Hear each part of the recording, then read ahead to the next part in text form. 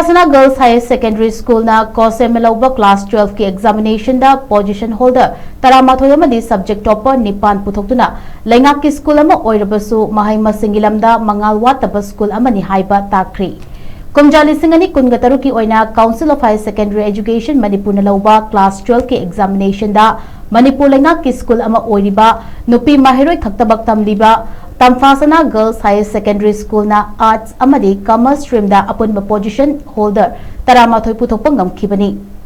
Arts stream gi oina Puspa Kakchingtabam na second position Loktongbam Subhadra na fourth position Chombumbam Selina 6th position Maibam Jokitana 8th position amadi 9th position da Chirom Tandon Sograkpam Leita amadi Lingjal Hijam yawrakhibani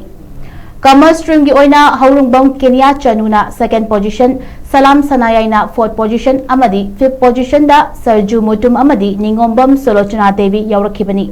Loinana subject topper nipan amagasu school asina puthokpa ngamlakre Panbai LAMDA masigi miyamna LEINGAK ki school singda thazaba watpana